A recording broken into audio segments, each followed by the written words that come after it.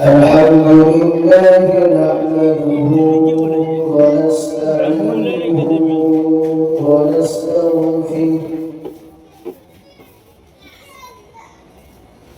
ونؤمن به ونتوكل عليه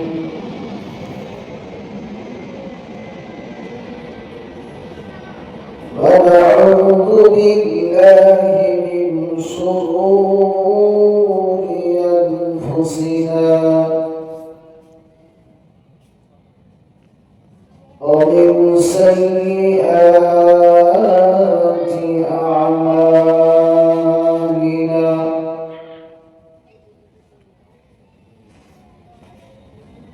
من يهده الله فلا مضل له ومن يضلله فلا هادي له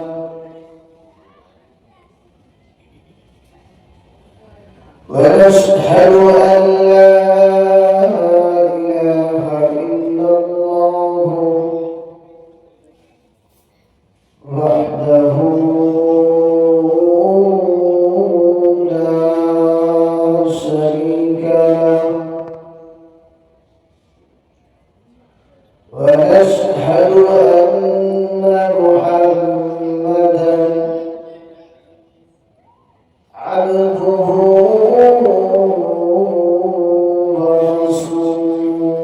ورسوله فقد قال الله تعالى في كلامه المجيد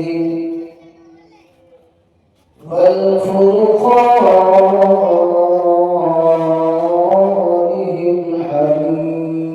الحميد إن الله وملائكته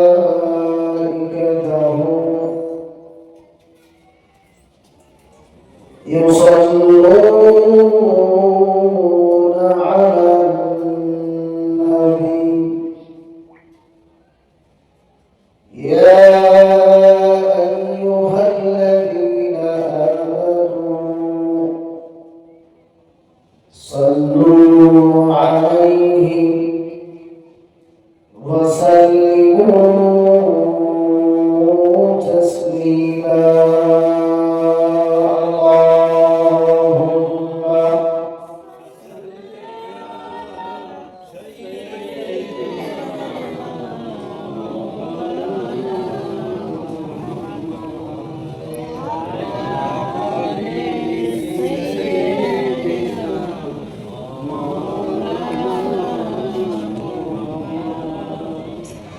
كل عبد صلي اللهم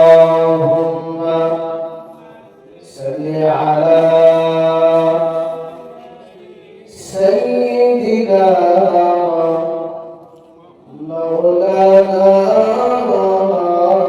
محمد وعلى آل سيدنا مولانا محمد صلى الله عليه وسلم لا إله إلا الله لا إله إلا الله لا إله إلا الله محمد رسول الله صلى الله عليه وسلم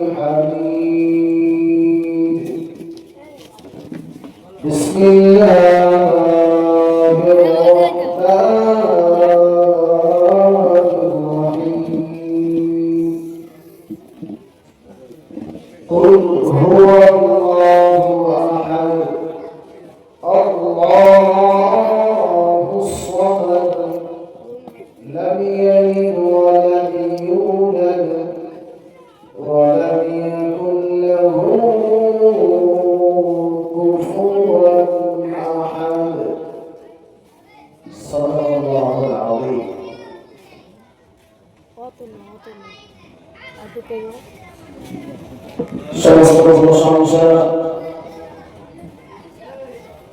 গুণগান গুণকীর্তন উপাসনা আরাধনা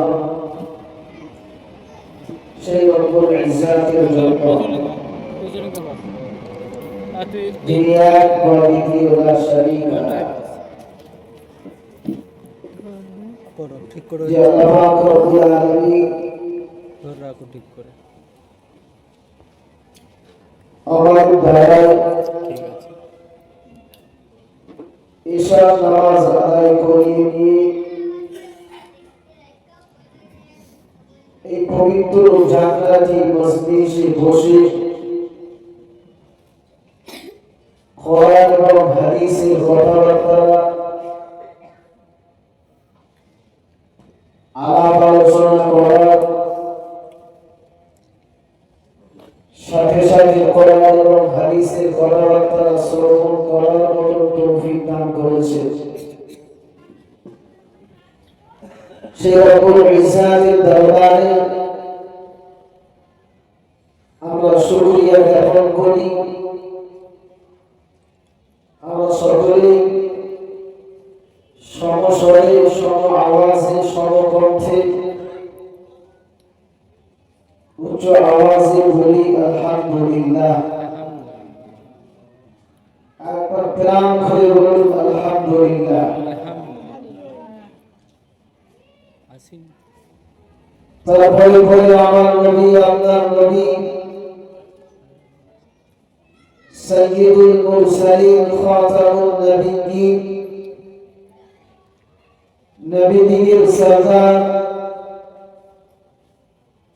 জনাব মুহাম্মদুর রাসূলুল্লাহ সাল্লাল্লাহু আলাইহি ওয়াসাল্লামের উপরে লক্ষ কোটি দরুদ ও সালাম। আমরা সকলেই অন্তরস্থল থেকে বলি সাল্লাল্লাহু আলাইহি ওয়াসাল্লাম।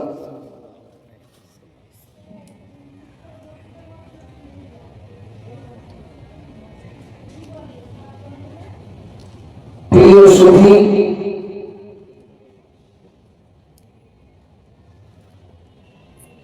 শ্রোতা বিন্দু, পবিত্র আল কোরআন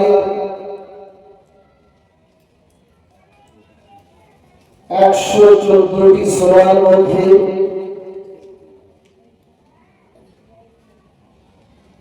ছোট একটি সূরা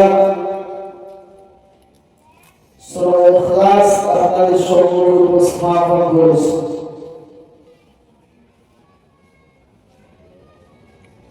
আল্লাহ রাব্বুল আলামিন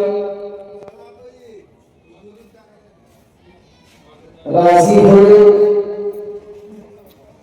এই ছোট্ট সূরাকে সম্মুখে রেখে আপনাদের সম্মুখে দু চার কথা উপস্থাপন করব ইনশাআল্লাহ। আমার বিষয়বস্তু উপস্থাপনের পূর্বে আমার একটা দাবি,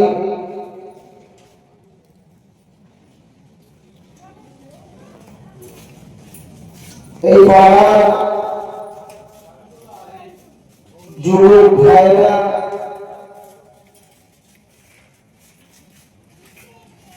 তারা বড় কষ্ট করে মেহনত করে বহু টাকা খরচ করে এই মাহফিলের ইন্তজাম করেছে, ব্যবস্থাপনা করেছে। উদ্দেশ্য দুটো। প্রথম নাম্বার উদ্দেশ্য হল এখানে কোরআন এবং হাদিসের কথাবার্তা আলাপ আলোচনা হবে।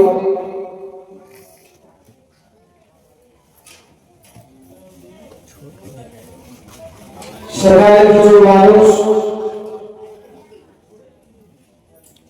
জ্ঞানের কথা শ্রবণ করবে, কোরআন হাদিসে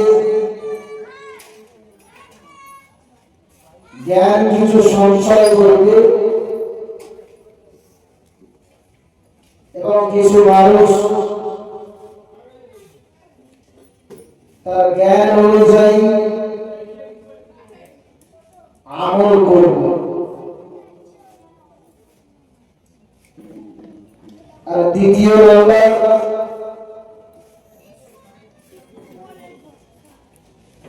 আমাদের আত্মীয় স্বজন পাড়া প্রতিবেশী মুরব্বিয়ানে গ্রাম যারা গত হয়েছে,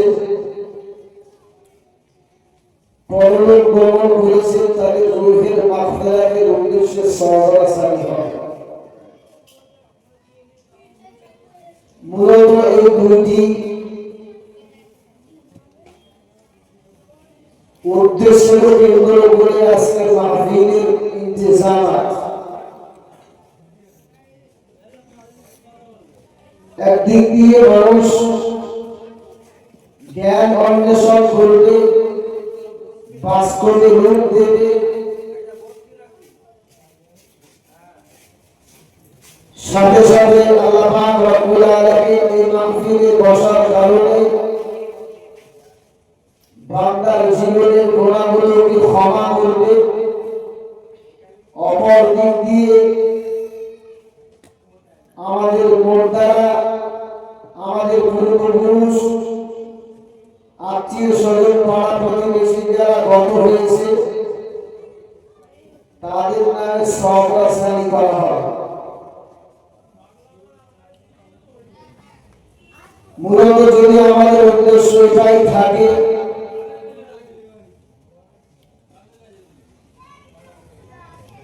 তাহলে আলহামদুলিল্লাহ খুব ভালো, আমরা এর থেকে উপকৃত হব।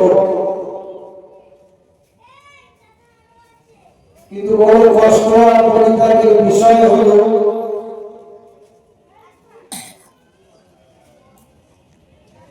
এত কষ্ট, এত মেহনত, এত টাকা খরচা করে পাড়ার মানুষ মাহফিল দিয়েছে। একদিক দিয়ে যেমন উপকার আছে, অপর দিক দিয়ে দেখলে দেখা যায় এই জলসাকে কেন্দ্র করে মাহফিলের পাশে বহু দোকান পাশারি বসে এবং ওই মেলাকে কেন্দ্র করে আমাদের বাড়ির মা বোনেরা সেখানে ঘোরাঘুরি করে। তো তাতে কি হয়, আমরা যতটুকু সওয়াবের হকদার হই, তার থেকে বেশি আমাদের দ্বারা গুনাহ হয়ে যায়। তাই সকল মা বোনদেরকে লক্ষ্য করে বলছি, আমার প্রিয় মা বোনেরা, দয়া করে মেহেরবানি করে আপনারা বাড়ি চলে যান এবং সাথে সাথে গ্রামবাসী বা প্রতিবেশী সকলকে জানাচ্ছি, আমরা যারা রাস্তার দুপাশে চায়ের দোকানে বা গল্পের গুজবের মধ্যে আমরা আমাদের মূল্যবান সময় অতিবাহিত করছি, মেহেরবানি করে দয়া করে পবিত্র মাহফিলে চলে আসুন। এই মাহফিলটা একদিক দিয়ে যেমন জান্নাতের বাগান, অপর দিক দিয়ে দেখলে দেখা যায় এই রকম মাহফিলে বসে কোন ব্যক্তি যদি তার গুনাহের কথা চিন্তা করে খালিস অন্তরে তওবা করে, আল্লাহ পাক রব্বুল আলামিন তার জীবনের গুনাহগুলোকে ক্ষমা করে দেন। একবার জোরে বলুন সুবহানাল্লাহ। শুধু তাই নয়, এই কোরআনী মজলিসে ভাইরা বাচ্চাদের আওয়াজ করে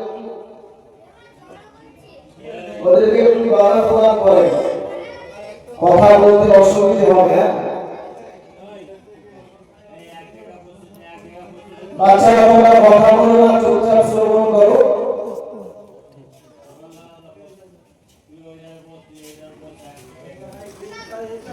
আল্লাহ রাব্বুল আলামিন একদল ফেরেশতা যারা পৃথিবীর জমিনে ঘোরাফেরা করে, যেখানে কোরআন এবং হাদিসের কথাবার্তা আলাপ আলোচনা করা হয়, যেখানে আল্লাহ আল্লাহ রাসূলের কথাবার্তা আলাপ আলোচনা করা হয়, ওই সমস্ত আল্লাহর মালায়েকা ফেরেশতাগুলো ওই মাজলিসে সমাবেত হতে থাকে। একবার জোরে বলুন সুবহানাল্লাহ। শুধু তাই না, মাজলিস মাহফিল যখন সমাপ্তি ঘটে তখন তারা আল্লাহর দরবারে ফিরে যায়। আল্লাহর দরবারে ফিরে যাওয়ার পরে রব্বুল আলামিন আলিমুন বিযাতিস সুদূর, সব কিছু জানা সত্ত্বেও আল্লাহ রব্বুল আলামিন ফেরেশতাদেরকে বলেন, ও আমার ফেরেশতারা, তোমরা কোথা থেকে আসছো? ফেরেশতারা বলতে থাকে, রব্বুল আলামিন আমরা এমন একটা মাহফিল থেকে, এমন একটা জলসা থেকে আসছি যেখানে কোরআন এবং হাদিসের কথাবার্তা আলাপ আলোচনা হচ্ছিল।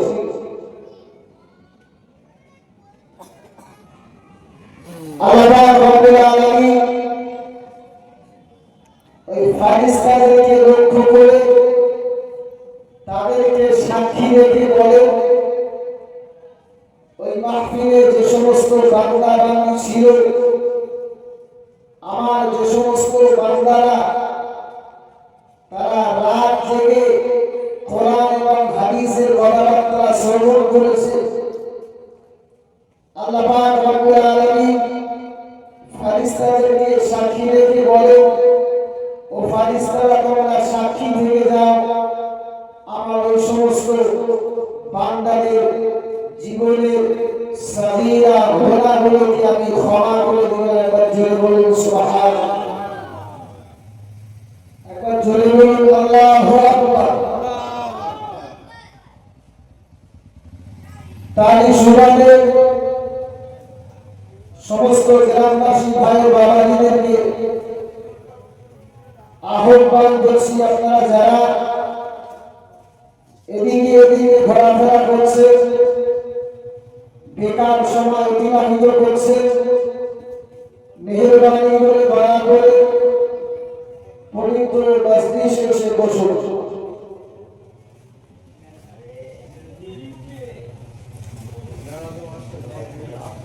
আমি পবিত্র কোরআনে 114টি সূরার মধ্যে ছোট্ট একটি সূরা, সূরা ইখলাস আপনাদের সম্মুখে উপস্থাপন করেছে।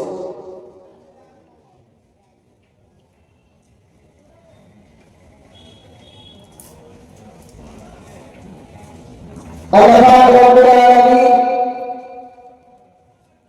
নবী মুহাম্মদ সাল্লাল্লাহু আলাইহি ওয়াসাল্লামকে বললেন, কুল, হে নবী আপনি বলে দিন, হুয়াল্লাহু আহাদ,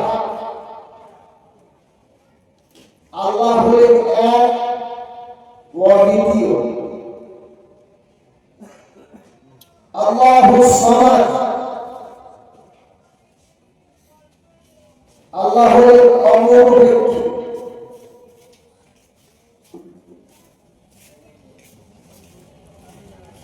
লাম ইয়ালিদ ওয়া লাম ইউলাদ, তিনি জন্ম দেননি, কাউকে জন্ম দেননি।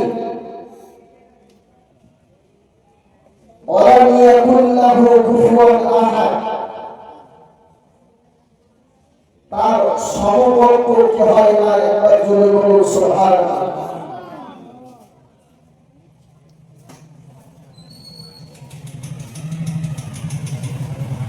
নবী মুহাম্মদ সাল্লাল্লাহু আলাইহি ওয়াসাল্লাম যখন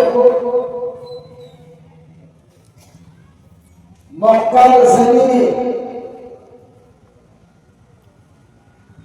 ইসলামের প্রচার প্রসার করছিলেন, মানুষের দ্বারে দ্বারে কোরআনের বিধানগুলোকে পৌঁছে দিচ্ছিলেন, আল্লাহর একত্ববাদের তাওহীদের দাওয়াত দিচ্ছিলেন।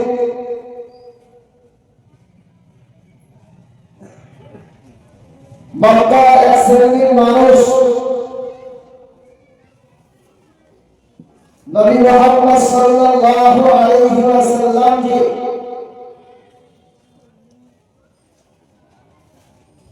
লজ্জিত করার কারণে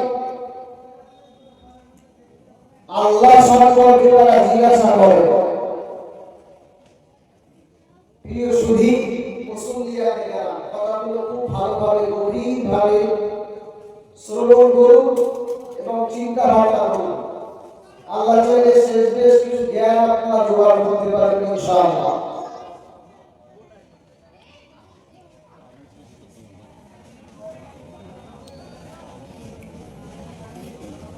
মক্কার শ্রেণীর মানুষ, শ্রেণীর কুফারে কুরাইশ নবী মুহাম্মদ সাল্লাল্লাহু আলাইহি ওয়াসাল্লামকে প্রশ্ন করলেন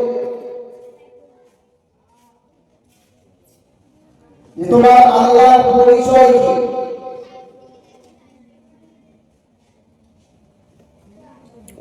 আমাদের যেমন বাপ আছে, মা আছে, দাদা আছে, তার আব্বা আছে, তার বাপ আছে, তার দাদা আছে,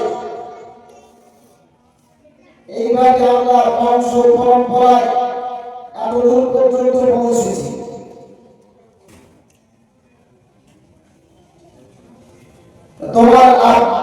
তোমার আল্লাহ বাপকে, তোমার আল্লাহকে কে সৃষ্টি করেছে? তোমার আল্লাহ নসল কামা কি? বংশের পরিচয় কি আছে?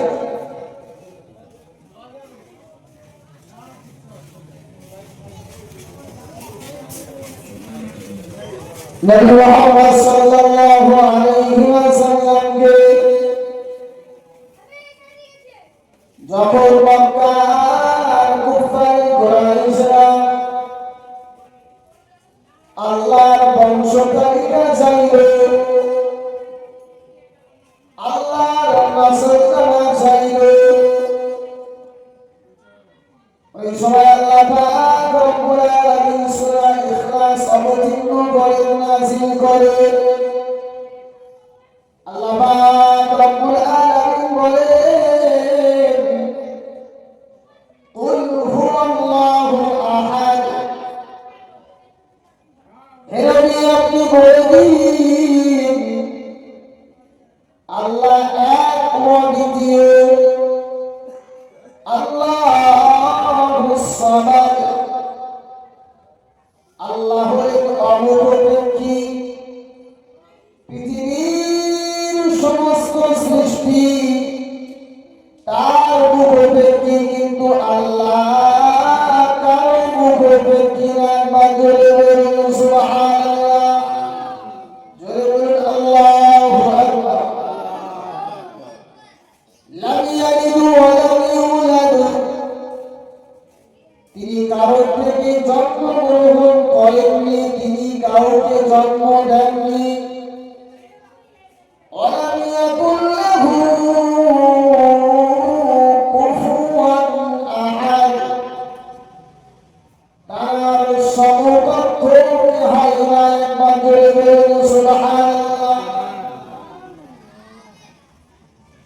তাহলে প্রথমত আমরা বুঝতে পারলাম সূরা ইখলাস নাযিল হয়েছে কোন প্রেক্ষাপটে? যখন মক্কার কুফারে কুরাইশরা আল্লাহর নসল নামা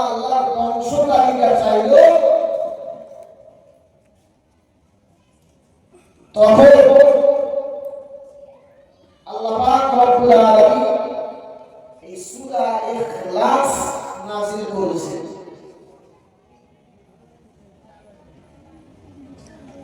এটা হলো সূরা ইখলাসের শানে নজুল।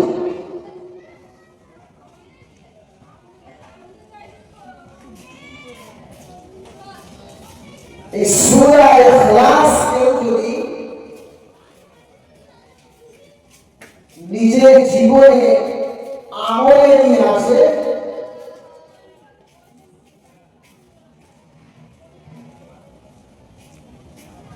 নিজের অবসর সময়গুলোতে সূরা ইখলাস তিলাওয়াত করে,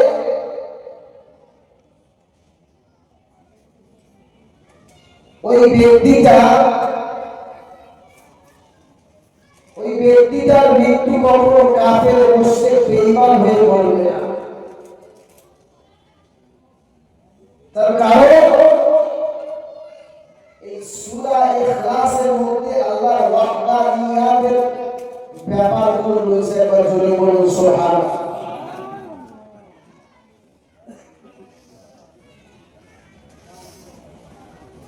প্রথমত আমি এখান থেকে শুরু করেছি, আপনারা প্রত্যেকটা বিষয় ফলো করুন, এর থেকে কিছু জ্ঞান অন্বেষণ করবে এবং সাথে সাথে বাড়ি গিয়ে আজ থেকে যে জ্ঞান আপনারা অন্বেষণ করবে কিছু আমল করার চেষ্টা করবে। আল্লাহ পাক রব্বুল আলামিন আমাদের সকলকে শোনার থেকে বেশি আমল করার তৌফিক দান করুন। সকলকে আল্লাহুম্মা আমিন। জোরে বলুন আল্লাহুম্মা আমিন।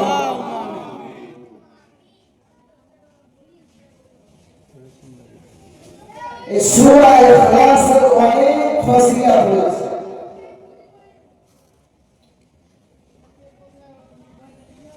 প্রথম নম্বর ফজিলত, নবী মুহাম্মদ সাল্লাল্লাহু আলাইহি ওয়াসাল্লাম আজ থেকে 1000 বছর আগে সোনার জবানে ঘোষণা করেছেন, মান ক্বারা সূরাতাল ইখলাস ফাকান্নামা ক্বারা সুলুসাল কুরআন। একবার জোরে বলুন সুবহানাল্লাহ। যে ব্যক্তি একবার সূরা ইখলাস পাঠ করবে ওই ব্যক্তি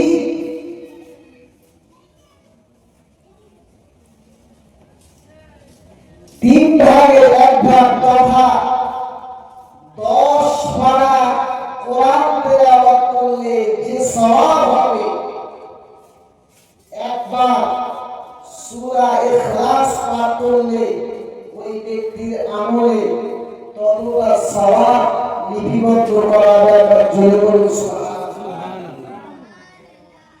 আজ থেকে 1000 বছর আগে আমার নবী, আপনার নবী সাইয়্যিদুল মুরসালিন খাতামুন নবিয়্যিন জনাব মুহাম্মদুর রাসূলুল্লাহ সাল্লাল্লাহু আলাইহি ওয়াসাল্লাম সোনার জবানে ঘোষণা করেছেন, মান ক্বারা সূরাতাল ইখলাস ফাকান্নামা ক্বারা সুলুসাল কুরআন।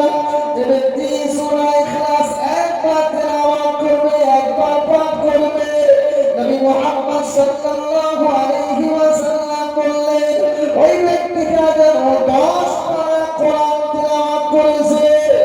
একবার সূরা ইখলাস পাঠ করলে যতটা নেকি হবে, 10 পারা কোরআন তেলাওয়াত করলে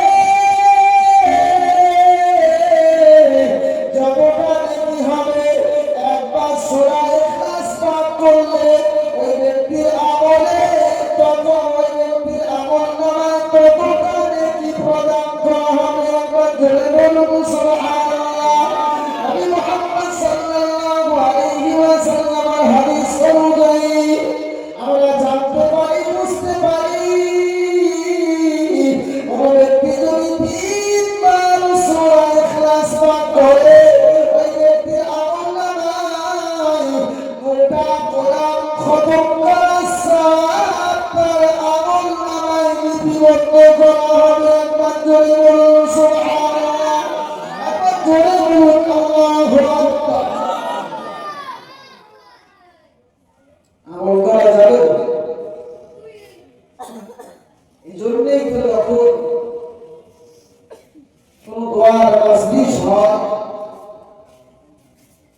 ইমাম সাহেব বলুন, বক্তা বলুন, হুজুর বলুন, দোয়ার পূর্বে শ্রোতা মণ্ডলীকে বলে তোমরা কমপক্ষে 3 বার করে সূরা ইখলাস পাঠ করো। নবী মুহাম্মদ সাল্লাল্লাহু আলাইহি ওয়াসাল্লামের হাদিস অনুযায়ী কোন ব্যক্তি যদি 3 বার সূরা ইখলাস পাঠ করে তার আমলনামায় গোটা কোরআন তেলাওয়াত করলে যতটা সওয়াব হবে তার আমলনামায় লিপিবদ্ধ করা হবে। আপনারা আরো জোরে বলুন সুবহানাল্লাহ। দ্বিতীয় নম্বর ফজিলত,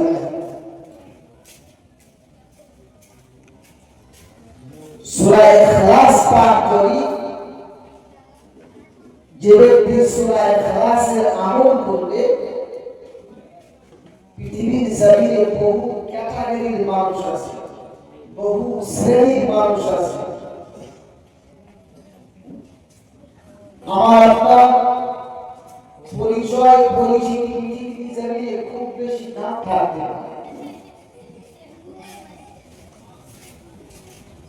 আমাদের হয়তো এলাকার বহু মানুষ নাম চিনতে পারে, আমি হয়তো প্রভাবশালী হই, কিন্তু নবী মুহাম্মদ সাল্লাল্লাহু আলাইহি ওয়াসাল্লাম বলেছে যে ব্যক্তি সূরা ইখলাসের আমল করবে আসমানে ফেরেশতা মণ্ডলীদের মধ্যে ফারিস্তাদের মধ্যে ওই ব্যক্তির পরিচয় পরিচিতি ঘটবে। একবার জোরে বলুন সুবহানাল্লাহ।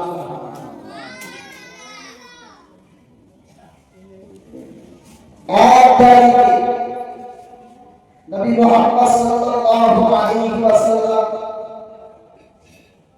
তাবুকের যুদ্ধে আছে, যুদ্ধের ময়দানে নবী মুহাম্মদ সাল্লাল্লাহু আলাইহি ওয়াসাল্লাম দেখলেন সকাল হয়ে গেছে, সূর্য উদয় হয়ে গিয়েছে, কিন্তু কি জানি সূর্যের কিরণ সূর্যের জ্যোতি তাবুকের জমিনে পতিত হচ্ছে না। আমরা সাধারণত জানি সূর্য ঢাকা পড়ে যখন আসমানে মেঘ দেখা যায়, আরেকটা সময় যখন অত্যন্ত কুয়াশা হয়, ঠিক এই রকম সময় সূর্যের কিরণ পৃথিবীর জমিনে পতিত হয়। কিন্তু নবী মুহাম্মদ সাল্লাল্লাহু আলাইহি ওয়াসাল্লাম দেখলেন আকাশ ক্লিয়ার, আসমানে কোনো মেঘমালা নেই এবং কুয়াশাও নেই, কিন্তু পৃথিবীর জমিনে সূর্যের কিরণ পতিত হচ্ছে না। তিনি চিন্তা করছেন ঠিক এমন সময়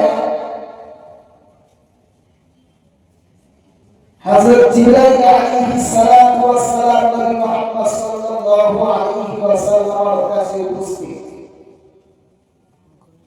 আসসালামু আলাইকা ইয়া রাসূলুল্লাহ ইয়া হাবিবাল্লাহ।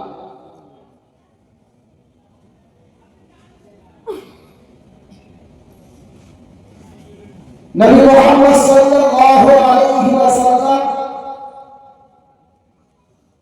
ফেরেশতা জিবরাইলকে জিজ্ঞাসা করলেন, ভাই জিবরাইল,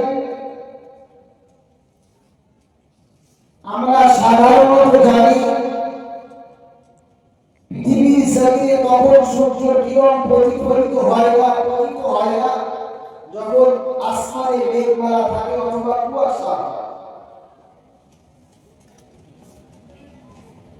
কিন্তু এত বেলা হয়ে গিয়েছে, এত সময় হয়ে গিয়েছে,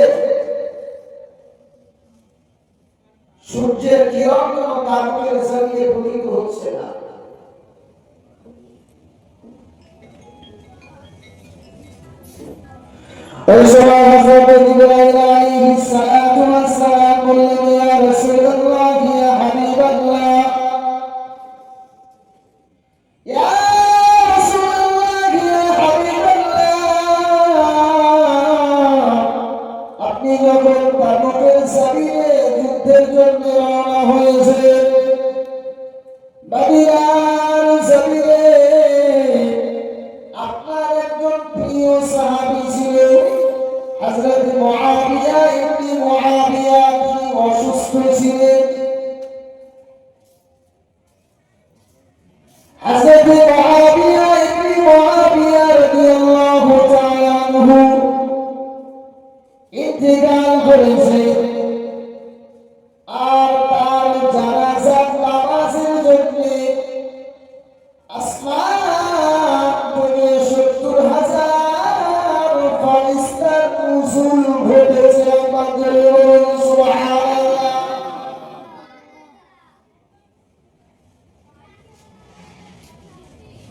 নবী মুহাম্মদ সাল্লাল্লাহু আলাইহি ওয়াসাল্লাম তাবুকে ফেরেশতা জিবরাইল খবর দিচ্ছে যে মদিনার জমিনে আপনার একজন প্রিয় সাহাবা অসুস্থ ছিল, হযরত মুআবিয়া ইবনে মুআবিয়া, তিনি ইন্তেকাল করেছেন, আর তার জানাজায় শামিল হওয়ার জন্য 70,000 ফেরেশতা অবতীর্ণ হয়েছে। একবার জোরে বলুন সুবহানাল্লাহ। ফেরেশতা জিবরাইল বলছে, ইয়া রাসূলুল্লাহ, ইয়া হাবিবাল্লাহ, আপনি কি আপনার প্রিয় সাহাবী হযরত মুআবিয়া ইবনে মুআবিয়ার জানাজা পড়বেন?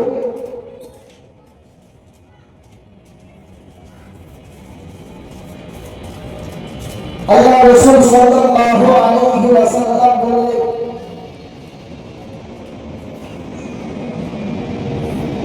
পড়ব তো কিভাবে পড়ব? আমি তো এখন তাবুকের জমি।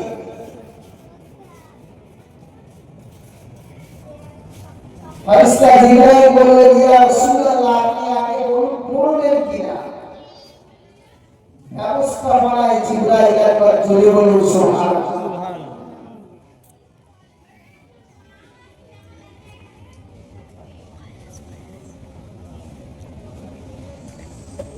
হযরত জিবরাইল আলাইহিস সালাতু ওয়াস সালাম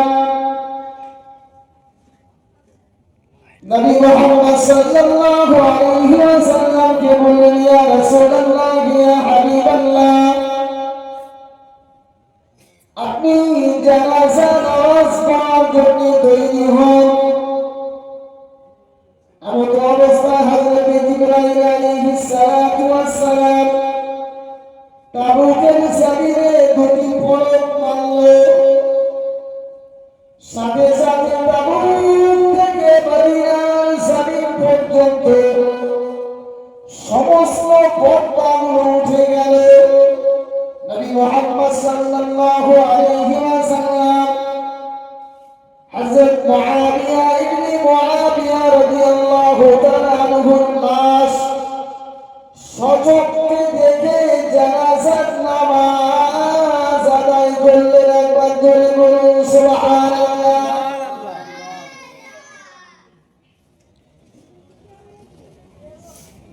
জানাজার নামাজ কমপ্লিট, হযরত জিবরাইল চলে যাবেন। এমন অবস্থায় নবী মুহাম্মদ সাল্লাল্লাহু আলাইহি ওয়াসাল্লাম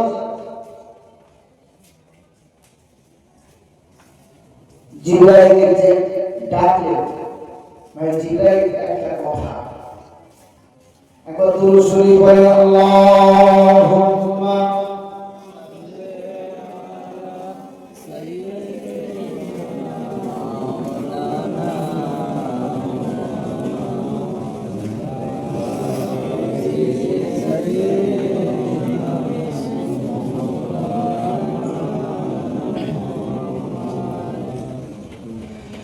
নবী মুহাম্মদ সাল্লাল্লাহু আলাইহি ওয়াসাল্লাম হযরত জিবরাইলকে ডাকলেন, ভাই জিবরাইল একটা কথা। হযরত মুআবিয়া ইবনে মুআবিয়া তিনি মৃত্যুবরণ করেছে, আমরা জানাজা আদায় করেছি, কিন্তু এত পরিমাণে ফারিস্তা জানাজার নামাজের মধ্যে শামিল হয়েছে, এত পরিমাণে আসমান থেকে ফারিস্তা নাযিল হওয়ার কারণ কি? ওই সময় জিবরাইল আলাইহিস সালাতু ওয়াস সালাম নবী মুহাম্মদ সাল্লাল্লাহু আলাইহি ওয়াসাল্লামকে বললেন, ইয়া রাসূলুল্লাহ, ইয়া হাবিবাল্লাহ, ইয়া রাসূলুল্লাহ, ইয়া হাবিবাল্লাহ, আপনার প্রিয় সাহাবী হযরত মুআবিয়া ইবনে মুআবিয়া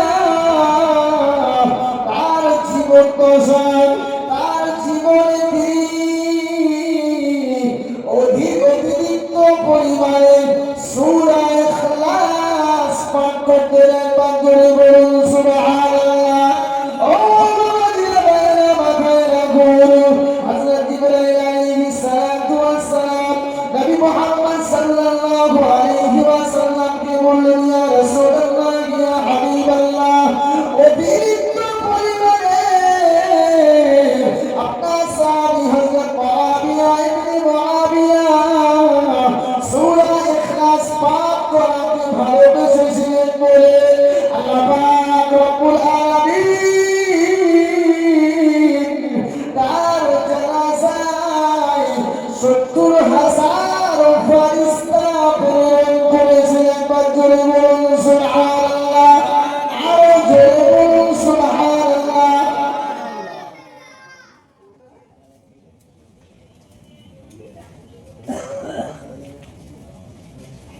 ৭০,০০০ ফারিস্তা অবতীর্ণ হয়েছে হুজুরের জানাজায় শামিল হয়েছে, কারণ হলো তিনি সূরা ইখলাস বেশি বেশি পাঠ করতেন, জীবনে আমল করতেন। এখন প্রশ্ন,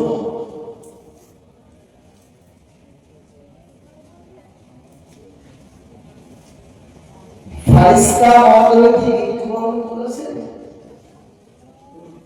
আমি তাহলে বুঝতে পারবো যে আপনার আওয়াজ বুঝতে পারছেন। আল্লাহ ফারিস্তা আছেন নাকি এখন? নাকি সেই জবানে ছিল এখন নেই? আছেন? তাহলে আমার আপনার জীবনে যদি সূরা ইখলাসের আমল ঘটে, আমি আপনি যদি সূরা ইখলাস পড়ি, আমল করি, আমার আপনার জানাজায় কি ফারিস্তা শামিল হবে?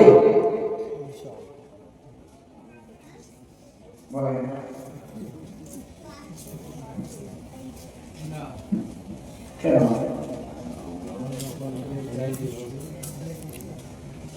আল্লাহ পাক রব্বুল আলামিন শেষ জামানায় সূরা ইখলাসকে মহব্বত করার কারণে, ভালোবাসার কারণে, সূরা ইখলাস জীবন দশায় আমল করার কারণে তার জানাজায় ৭০,০০০ ফারিস্তা প্রেরণ করেছেন। এই জামানায় আমরা হলাম আখির উম্মত, নবী মুহাম্মদ সাল্লাল্লাহু আলাইহি ওয়াসাল্লামের উম্মত। আমরা যদি সূরা ইখলাস জীবন দশায় নিজেদের আমল করি, তাহলে আল্লাহ ফারিস্তা পাঠাবেন, ইনশাআল্লাহ পাঠাবেন। ঠিক যেমনি ভাবে হযরত মুআবিয়া ইবনে মুআবিয়া রাদিয়াল্লাহু তাআলা আনহু সূরা ইখলাস আমল করেছেন বলে, জীবন দশায় সূরা ইখলাসকে ভালোবেসেছেন বলে তার জানাজায় আল্লাহ পাক রব্বুল আলামিন ৭০,০০০ ফারিস্তা নজুল ঘটিয়েছেন। ঠিক তেমনি ভাবে আমি আপনি যদি সূরা ইখলাসকে ভালোবাসি, আমার আপনার জীবন দশায় যদি আমলে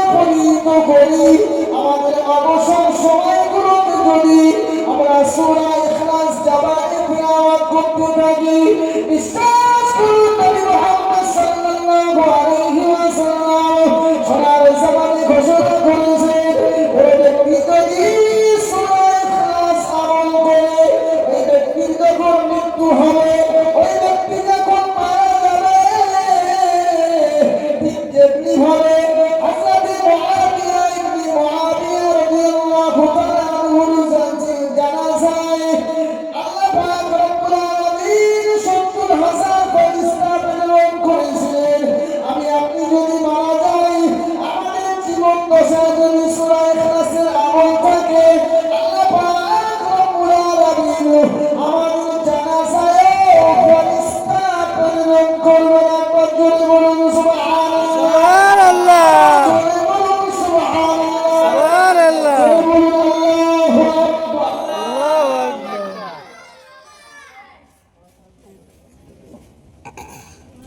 অভাব হলো আমল,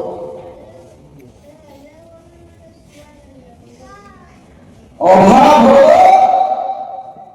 আমল। বিশ্বাস করুন, বর্তমান সময়ের মানুষ সময় কোন দিক দিয়ে বার হয়ে যাচ্ছে কোনো জ্ঞান নেই। তুচ্ছ তুচ্ছ কারণে মানুষের সময় অতিবাহিত হয়ে যাচ্ছে, মানুষের কোনো ভ্রুক্ষেপ নেই। কিন্তু বিশ্বাস করুন, আমরা যদি সত্যিকারের নবী মুহাম্মদ সাল্লাল্লাহু আলাইহি ওয়াসাল্লামের উম্মত বলে দাবি করি, তাহলে আমাদের দায়িত্ব আর কর্তব্য হলো আমাদের এক একটা মুহূর্ত যেন বেকার অতিবাহিত না হয়।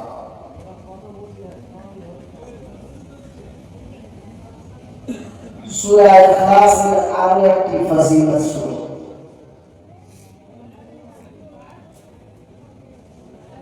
যে ব্যক্তি সূরা ইখলাস নিজের জীবনে আমল করবে,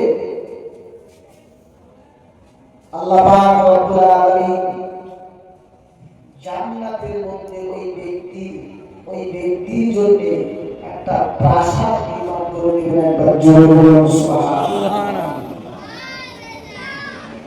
একটু জানার ইচ্ছা হয় প্রাসাদটা কেমন, প্রাসাদটা কেমন একটু জানার ইচ্ছা হয় না?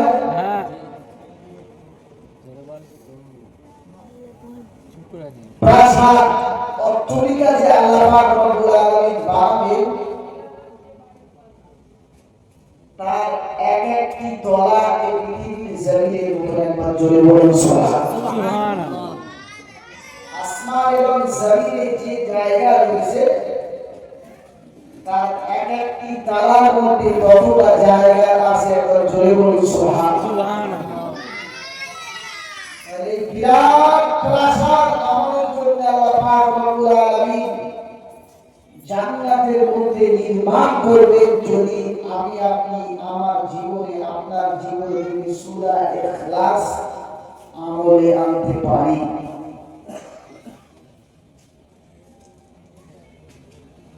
সূরা ইখলাস পাঠ করলে, তেলাওয়াত করলে আল্লাহ পাক রব্বুল আলামিন বান্দার জীবনের গুনাহগুলোকে ক্ষমা করে দেন। একবার জোরে বলুন সুবহানাল্লাহ।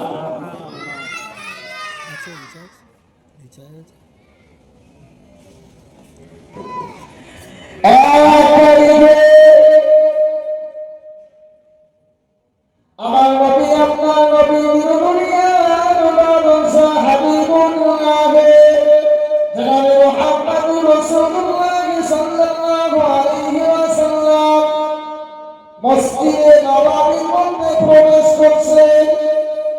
এমন অবস্থায় একজন সাহাবাকে দেখলেন। সাহাবাকে দুহাত তুলে সূরা ইখলাসের কিছু শব্দ দ্বারা আল্লাহর দরবারে দোয়া করছেন। ইয়া আল্লাহু ইয়া সামাদু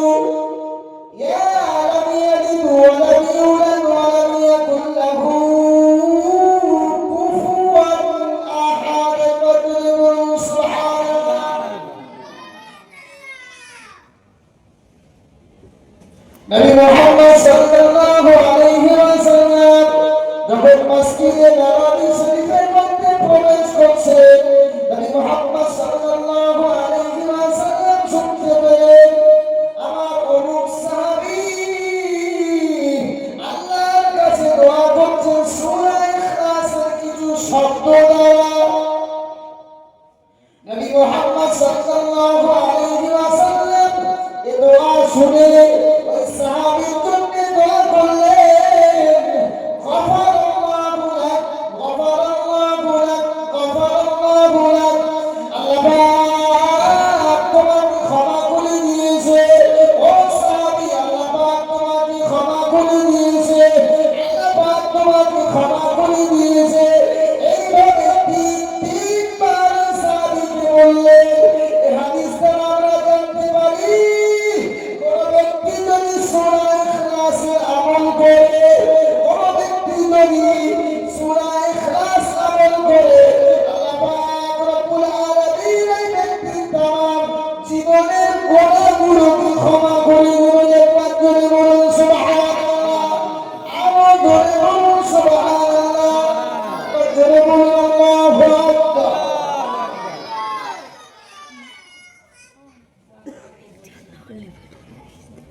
শুধু সূরা ইখলাস না,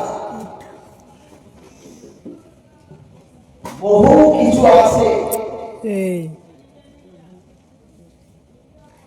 আমরা বর্তমান মুসলমান বহু কিছু জানি, কিন্তু কিছু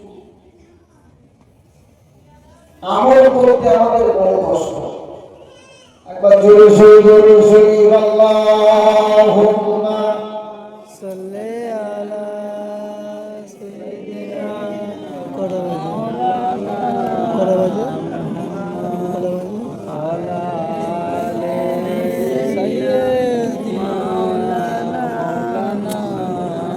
ফোন করলি সৈয়দে ফোন করে ফোন ধরে বল দেবে এই 11টার দিকে।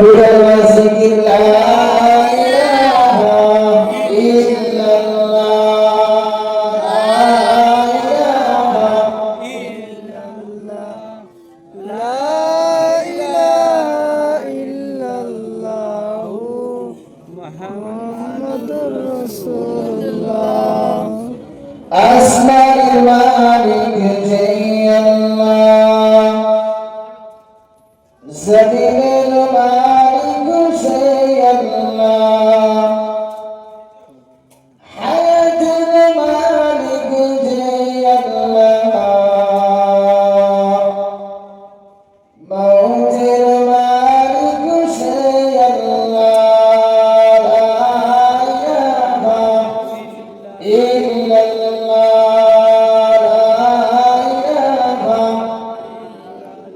إلا الله، لا إله إلا الله، محمد رسول الله، جنة مالك جي الله، جنة مالك جي الله، جهنم مالك جي الله، عزة مالك جي الله، بعزة مالك جي الله، لا إله إلا الله، لا إله إلا الله، لا إله إلا الله، محمد رسول الله. اللهم صل على سيدنا مولانا محمد وعلى آل سيدنا مولانا محمد صلى الله عليه وسلم. এই শহীদ মুসলিয়ানেরা আমরা কম বেশি ইসলাম সম্পর্কে অবগত আছি। আমরা কম বেশি শরীয়তের বিধিবিধান জানি, কিন্তু বড় অভাব হলো আমলে। বিশ্বাস করুন পৃথিবীর জমিনে আমরা যদি ইসলাম পালন করে লকডাউন যদি কিছু পেতাম, তো আমার ধারণা ইসলাম পালনে মানুষ যত আগ্রহী, যদি লকডাউন কিছু পাওয়া যেত তার বহু গুণ বেশি মানুষ ইসলামের দিকে ধাবিত হতো। তো আমি আপনি তো মুমিন মুসলমান, আমরা তো আল্লাহকে বিশ্বাস করি, রাসূলকে বিশ্বাস করি, জান্নাত জাহান্নামকে বিশ্বাস করি, পরকালকে বিশ্বাস করি, কিয়ামতকে বিশ্বাস করি। তাই আমাদের এই নিয়ত, এই বিশ্বাস যদি থাকে যে আমার সৎ কর্মের প্রতিদান আল্লাহ দেবে, বিশ্বাস করুন, এই ভেবে যদি আমি আপনি ছোট ছোট আমলও করি, কিয়ামতের ময়দানে, মাহশারের ময়দানে আল্লাহ পাক রব্বুল আলামিন এটারই একটা জারিয়া বানিয়ে দেবেন। একবার জোরে বলুন সুবহানাল্লাহ। বিশেষ করে আমি আপনি মনে করি পৃথিবীর জমিনে ওই ব্যক্তি হয়তো সফল কাম যার কাছে আছে অর্থের ভান্ডার। কথাগুলো খুব ভালো করে শ্রবণ করুন। যার কাছে আছে অর্থের ভান্ডার, যার হয়তো বিলাসবহুল গাড়ি আছে, যার কাছে আছে অট্টালিকা, যার কাছে আছে বিল্ডিং আর বাড়াখানা, যার কোনো অভাব নেই, এইরকম ব্যক্তিকে আমরা মনে করি সফল কাম। তাই তো? একটু কথাগুলো ভালো শোনেন। আমরা তো জানি, বুঝি, আমাদের এই ক্ষুদ্র মস্তিষ্ক এটাই বলে পৃথিবীর জমিনে যার কোনো অভাব নেই ওই ব্যক্তি হলো সফল কাম।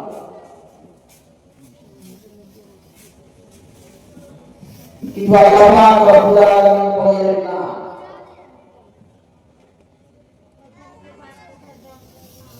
قد أفلح من تزكى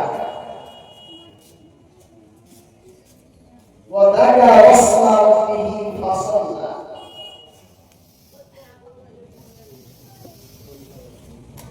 অবশ্যই আপনি সফল কাম হবে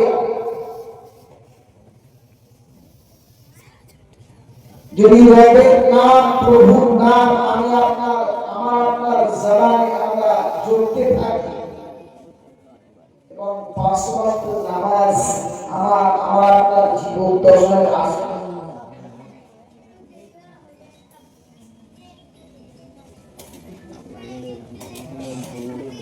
ভালো করে বলা হলে বুঝবে।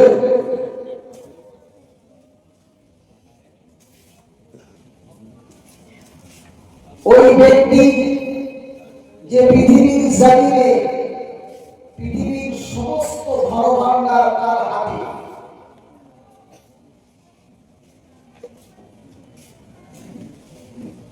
পৃথিবীর সমস্ত ধনভাণ্ডার ওই ব্যক্তি অর্জন করেছে, কিন্তু ঈমান অর্জন করতে পারেনি। ঈমান ছাড়াই কবরে চলে গেছে। আর একজন ব্যক্তি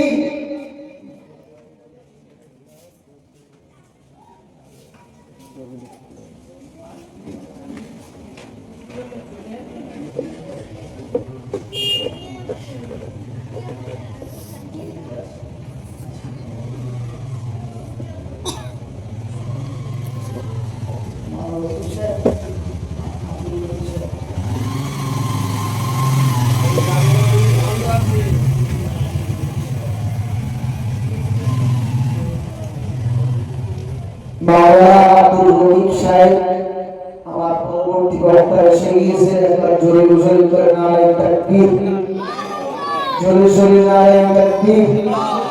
মহান ইসায়ে সাওয়া, মহান ইসায়ে সাওয়া যুবক বৃন্দ, সিলসিলাহাত মুসাদ্দিদিস জামান প্রধান অতিথি সাহেব নারায়ে তাকবীর।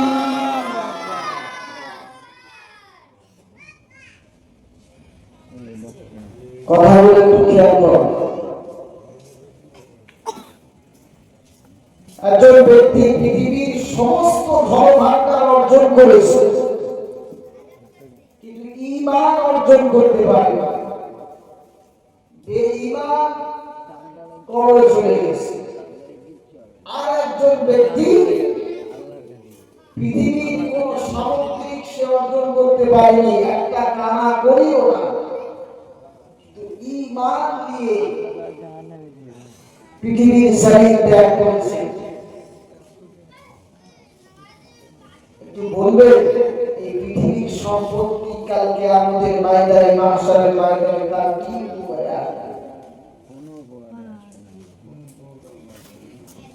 হবে?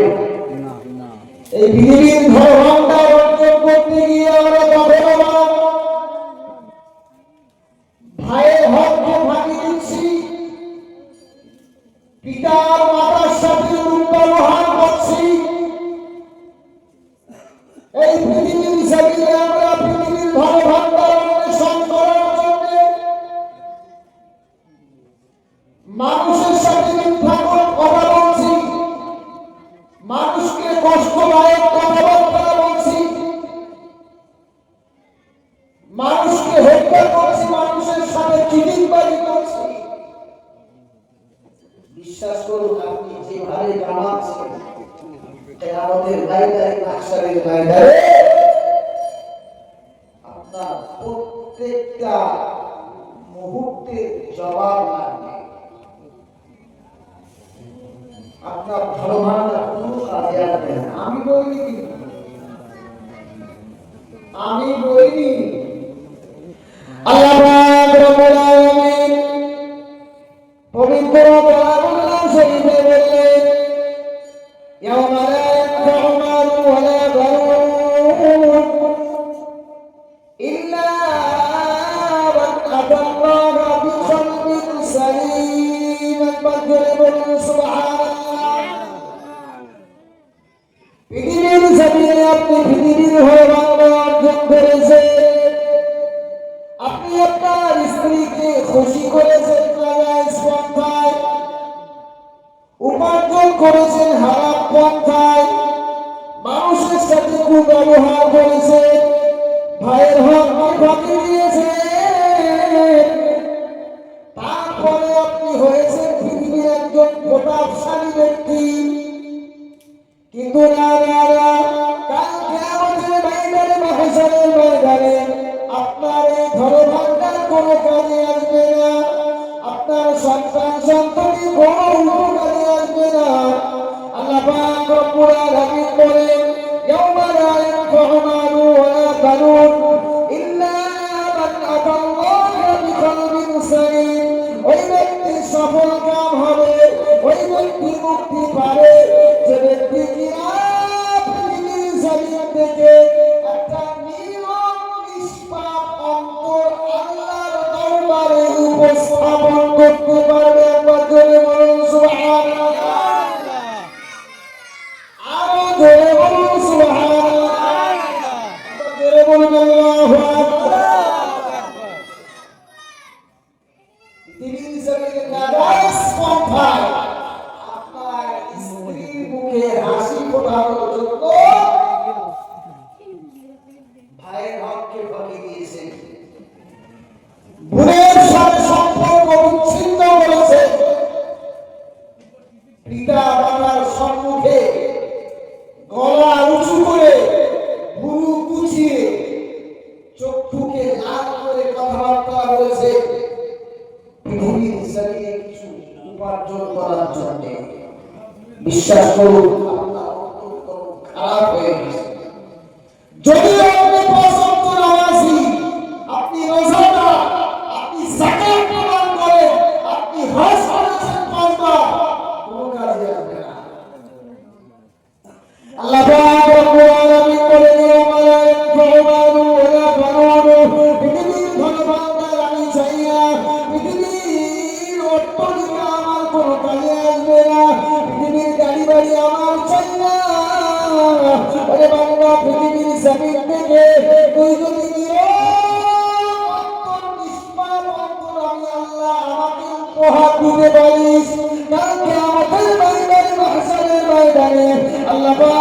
রব্বুল আলামিন আমার আপনার জন্য রেখে দিয়েছেন দরবার জান্নাতের মধ্যে। বলুন সুবহানাল্লাহ, আরো জোরে বলুন সুবহানাল্লাহ। আমি বলি জান্নাতে যেতে গেলে দুটো জিনিস, দুটো জিনিস আমি আপনি যদি করতে পারি, আল্লাহ পাক রব্বুল আলামিন ওই আমলকারী ব্যক্তির জন্য জান্নাতের সবথেকে উৎকৃষ্ট জান্নাত জান্নাতুল ফিরদাউস লিখে দিয়েছেন। একবার জোরে বলুন সুবহানাল্লাহ। আল্লাহ পাক রব্বুল আলামিন বলেন, ইয়া আইয়ুহাল্লাযীনা আমানু, ইয়া আইয়ুহাল্লাযীনা আমানু ওয়া আমিলুস সালিহাতি কানাত লাহুম জান্নাতুল ফিরদাউস নুজুলা। বলুন সুবহানাল্লাহ। আল্লাহ পাক রব্বুল আলামিন বিশ্বের মানুষ, বিশ্বের মুসলমানদেরকে লক্ষ্য করে বললেন, বিশ্বের মুসলমানেরা, বিশ্বের মুমিনেরা, তোরা যদি ঈমানের সাথে সাথে সৎ আমল করে পৃথিবীর জমিন ত্যাগ করতে পারিস, মৃত্যুবরণ করতে পারিস, আমার কাছে আসতে পারিস, আমি তোদের জন্য সবথেকে উৎকৃষ্ট জান্নাত জান্নাতুল ফিরদাউস রেডি করে রেখেছি। একবার জোরে বলুন সুবহানাল্লাহ। ঈমানের সাথে সাথে সদাচরণ।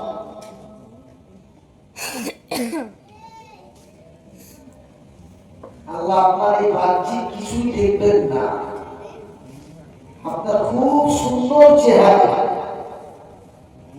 6 ফুট লম্বা, গায়ের রং ফর্সা, দেখতে হ্যান্ডসাম, অন্তর করেছেন কাজ। আল্লাহ যদি বাহ্যিক সুরাত দেখে বাপ বিচার করতেন, তাহলে আল্লাহ বিলালকে ভালোবাসতেন না। আল্লাহ বাহ্যিক কিছু দেখতেন না। আমার আপনার অন্তর যদি নীরব নিষ্পাপ অন্তর যদি পৃথিবীর জমিন থেকে তৈরি করে দিয়ে কবরের জমিনে যেতে পারি, আর নীরব অন্তর কিভাবে বানাবে? নীরব অন্তর বানাতে গেলে ঈমানের সাথে সাথে সদামল লাগবে, সদামল।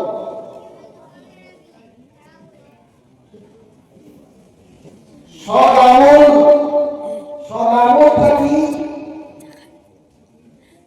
সদামল হলো আমার আপনার জীবনটা যদি অতিবাহিত হয় আল্লাহর বিধান অনুযায়ী, নবী মুহাম্মদ সাল্লাল্লাহু আলাইহি ওয়াসাল্লামের দেখানো পথ অনুযায়ী আমার আপনার জীবনটা যদি অতিবাহিত হয়, তাহলে মনে করবেন আপনার অন্তর তৈরি হয়ে গিয়েছে একটা নীরব আর নিষ্পাপ অন্তরের পর। জোরে বলুন সুবহানাল্লাহ।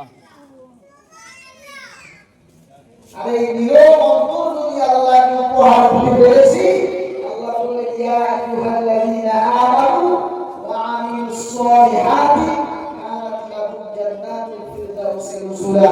একবার জোরে বলুন আল্লাহু আকবার, আরো জোরে বলুন আল্লাহু আকবার।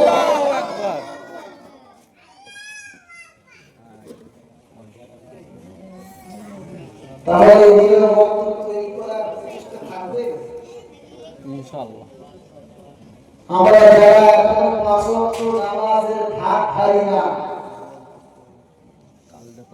তারা কি মসজিদের সাথে একটু সংযুক্ত রাখবে?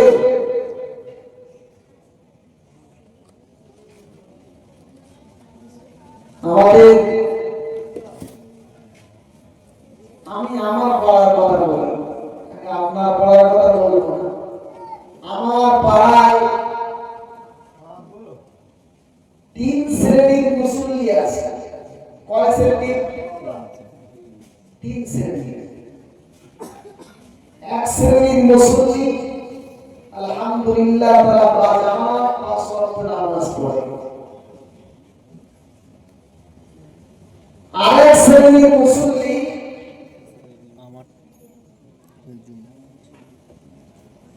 তারা দৈনন্দিন 1-2 ওয়াক্ত পড়ে, আবার মাঝে মাঝে পড়ে, মাঝে মাঝে বাদ দেয়।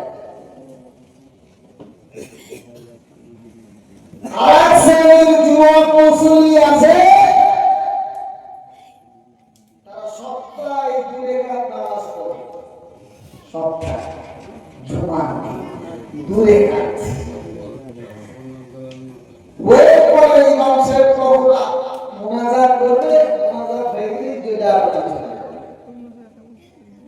ওই হলো আল্লাহ ঠাই মাশকুর আমার যুবক ভাইরা।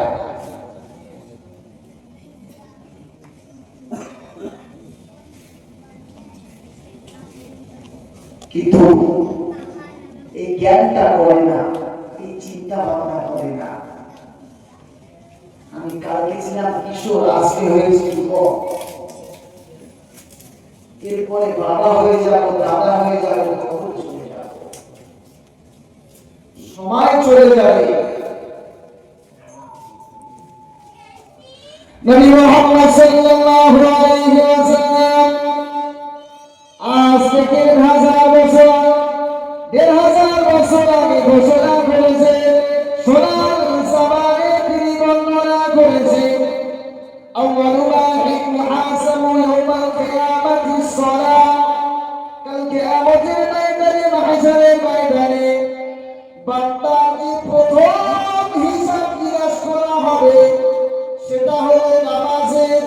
নামাজের জন্য প্রথম জিজ্ঞাসাবাদ করা হবে, বান্দা যতক্ষণ না পর্যন্ত নামাজের সঠিক হিসাব নিকাশ দিতে পারবে, বান্দা এক কদম এগোতে পারবে না। একবার জোরে বলুন নাউজুবিল্লাহ। সময় অতিবাহিত হয়ে যাবে। আপনার আব্বাও একদিন যুবক ছিল আপনার মতো, সময়ের সাথে সাথে চামড়া গুটিয়েছে, মাথার চুল দাড়ি পেকে দিয়েছে। কোন একদিন হযরত আজরাইল আলাইহিস সালাতু ওয়াস সালামের সাথে দেখা হয়ে গিয়েছে, আপনার আব্বা কবরস্থ হয়ে গেছে। এটাও চিন্তা করুন, একদিন আপনার সাথে হযরত আজরাইলের দেখা হবে। আর যেদিন দেখা হয়ে যাবে, সেদিন কিন্তু আপনাকেও কবরস্থ হতে হবে। আপনি যদি পৃথিবীর জমিন থেকে কিছু জোগাড় করে যান, মৃত্যু থেকে আপনি আনন্দিত হবেন। আপনার আনন্দ শুরু হবে মৃত্যু থেকে, সেখান থেকে কবরে গিয়ে আনন্দ পাবে। কিয়ামতের ময়দানে, মাহশারের ময়দানে আপনার হিসাব নিকাশ সহজ হবে। আপনি আল্লাহর দয়ার জান্নাতে প্রবেশ করবেন। একবার জোরে বলুন সুবহানাল্লাহ। আর জীবনটা যদি লাফা করে কাটিয়ে দেন, সময়গুলো তাসের আড্ডায়, জুয়ার আড্ডায়, পাশিরের পেছন থেকে ধোমার আড্ডায় আর বোতলের আড্ডায় জীবন যদি অতিবাহিত করে, বিশ্বাস করুন আপনার নেক্সট জেনারেশন, আপনার বাচ্চা কাচ্চা যেগুলো আছে, তারাও কিন্তু আপনাকে দেখে, আপনি যেভাবে জীবনযাপন করছেন, আপনার দেখা থেকে আপনার বাচ্চাগুলো ঠিক সেইভাবেই জীবনযাপন করবে। আপনি যদি একজন সৎ প্রতিভাবান মানুষ হন, বিশ্বাস করুন আপনার বাচ্চারাও 99% ভালো সৎ ভালো হওয়ার আশঙ্কা আছে। আর আপনি যদি একজন মাতাল, আপনি যদি একজন কি বলবো আর নিকৃষ্ট মানুষ হন, এটাও 99% আশঙ্কা আছে আপনার সন্তানটাও খারাপ হবে। কাল কিয়ামতের ময়দানে, মাহশারের ময়দানে যে সমস্ত সন্তানেরা জাহান্নামী হবে, তারা তাদের বাপ মাকে দায়ী করবে। কিয়ামতের ময়দানে, মাহশারের ময়দানে বহু পিতার মাতা তাদের সঠিক জীবন যাপন না করার কারণে এবং বাচ্চাদেরকে সঠিক রাস্তায় না চালানোর কারণে বহু মানুষ জাহান্নামী হয়ে যাবে। একবার জোরে বলুন নাউযুবিল্লাহ। জীবনকে পরিবর্তন করুন। জ্ঞান যেখান থেকে অন্বেষণ করেন না কেন, জ্ঞান অন্বেষণের সাথে সাথে কিছু আমল করার চেষ্টা করুন। পৃথিবীর জমিনে সময়টা খুব সংক্ষেপ। তওবা করুন, তওবা করুন। একটু নিজের গুনাহের দিকে খেয়াল করে লজ্জিত হয়ে আল্লাহর দরবারে মাগফিরাত করুন। আল্লাহ যা হওয়ার হয়ে গেছে ক্ষমা করে দেন। আল্লাহ কি দূরে সরিয়ে দেবে? আল্লাহ দূরে সরিয়ে দিবে না। পৃথিবীর জমিনে সমস্ত দরওয়াজা বন্ধ হয়ে গেলে আমরা জানি মায়ের দরওয়াজা খোলা থাকে। মায়ের দয়া, মায়ার দরওয়াজা খোলা থাকে। কিন্তু জেনে রেখে দেন, আল্লাহ পাক রব্বুল আলামিন তার বান্দাকে এত মহব্বত করে ভালোবাসে, মায়ের দরওয়াজা বন্ধ হয়ে গেলেও আল্লাহর রহমতের দরওয়াজা কোশ্চিনকালেও বন্ধ হয় না। একবার জোরে বলুন সুবহানাল্লাহ। আল্লাহ পাক রব্বুল আলামিন বলে, বান্দাকে যদি গুনাহ করে করে পাপ করে করে তোর গোনার পরিমাণটা যদি আসমানের মেঘমালাও ছাড়িয়ে যায়, ওরে বান্দা তোর গোনার পরিমাণটা যদি পাহাড় পাহাড় পরিমাণ হয়ে যায়, তোমার বান্দা তুই আমার রহমত থেকে নৈরাশ হয়ে যাস না রে বান্দা, তুই আমার রহমত থেকে পা পিছু হয়ে যাস না রে বান্দা। ওই আসমান সমূহ গোনা কাটাকে নিয়ে আমি আল্লাহ আমার দরবারে তওবা কর, আমি আল্লাহ আমার দরবারে কাকুতিয়ার বিরতি কর, গহীন বাক্যে আমি আল্লাহ আমার দরবারে দুফোঁটা চোখের পানি ফেল। আল্লাহ পাক রব্বুল আলামিন বলেন, লা তাকনাতু মিন রাহমাতিল্লাহ। ওরে আমার বান্দা তুই আমার রহমত থেকে নৈরাশ হয়ে যাস না রে বান্দা। ওই আসমান সমূহ গোনা কাটাকে নিয়ে আমি আল্লাহ আমার দরবারে তওবা কর, আমি আল্লাহ তোর আসমান সমূহ গোনা কাটাকে মাফ করতে দিয়ে আমল করি না। একবার জোরে বলুন সুবহানাল্লাহ, আরো জোরে বলুন সুবহানাল্লাহ। নবী মুহাম্মদ সাল্লাল্লাহু আলাইহি ওয়াসাল্লাম সোনার জবানে ঘোষণা করেছেন, আত-তাইবু মিনাজ যামবি কামা লা যামবাহু, আত-তাইবু মিনাজ যামবি কামা লা যামবাহু। যখন কোন ব্যক্তি গুনাহ করে, পাপ করে, আর গুনাহ করার কারণে সে যখন মনে মনে অনুশোচনা করে, অনুশোচনা করার পরে আল্লাহর দরবারে ক্ষমা প্রার্থনা করে, নবী মুহাম্মদ সাল্লাল্লাহু আলাইহি ওয়াসাল্লাম সোনার জবানে ঘোষণা করেছেন, ওই ব্যক্তিটা যেন গুনাহ করলো না। একবার জোরে বলুন সুবহানাল্লাহ, আরো জোরে বলুন সুবহানাল্লাহ। অভাব হলো তওবা। একবার দরুদ শরীফ আল্লাহুম্মা সাল্লি আলা সাইয়্যিদিনা মাওলানা মুহাম্মদ। লাইট দাও তো, লাইট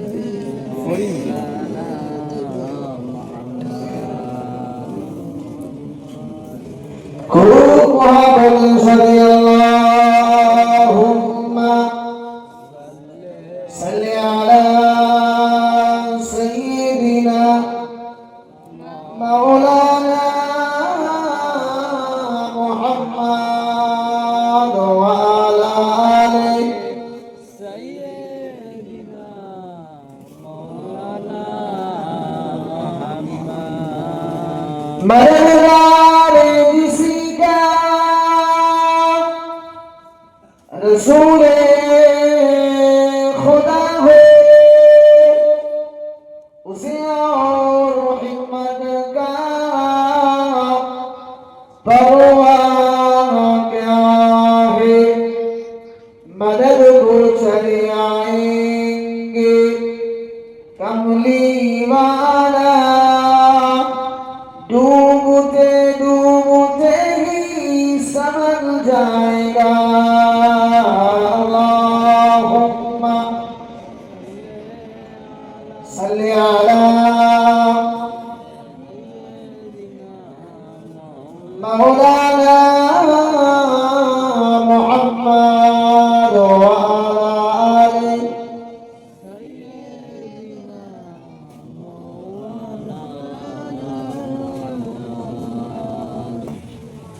सुधी मुसल्लियाने कराम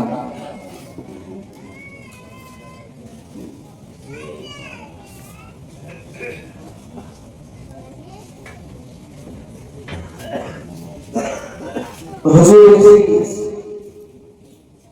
শেষ কথা এতক্ষণ যে কথাবার্তা বললাম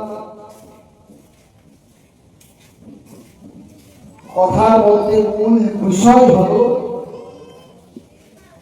আমরা যা কিছু শ্রবণ করেছি আমি এবং আপনারা উভয় উপকৃত হব যদি আমার আপনার জীবনে এই জ্ঞানটুকু জীবনে বাস্তবায়ন করি আল্লাহ পাক রব্বুল আলামিন আমাদের সকলকে শোনার থেকে বলার থেকে বেশি বেশি করে আমল করার তৌফিক দান করুন সবাই আল্লাহুম্মা আমিন জোরে বলুন আল্লাহুম্মা আমিন আর সাথে সাথে আমল একদিক দিয়ে হবে আর বেশি বেশি করে ইস্তিগফার করবে নবী মুহাম্মদ সাল্লাল্লাহু আলাইহি ওয়াসাল্লাম সমস্ত নবীদের সরদার হওয়া সত্ত্বেও প্রতিনিয়ত 70 বার করে ইস্তিগফার করতে তাই আমরা উম্মত হিসাবে দায়িত্ব আর কর্তব্য হলো জীবনের গুনার কথা স্মরণ করে বেশি বেশি করে ইস্তিগফার করবেন আল্লাহ পাক রব্বুল আলামিন আমাদের সকলকে আমাদের সকলের জীবনের গুনাহগুলোকে ক্ষমা করে দিয়ে আল্লাহ পাক রব্বুল আলামিন একজন খাঁটি মুসলমান হিসাবে পৃথিবীর জমিনে জীবন যাপন করার তৌফিক দান করুন সকলে আল্লাহুম্মা আমিন ওয়া আখিরু দাওয়ানা আলহামদুলিল্লাহি রাব্বিল আলামিন ওয়া দুরূদ শরীফ আল্লাহুম্মা সাল্লি আলা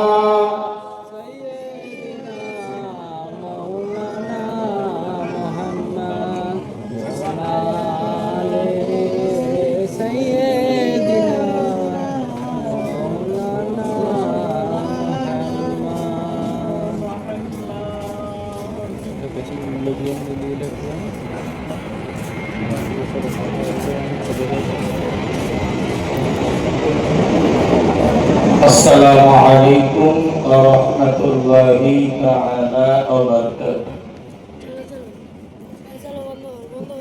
দেখেছে আলহামদুলিল্লাহ।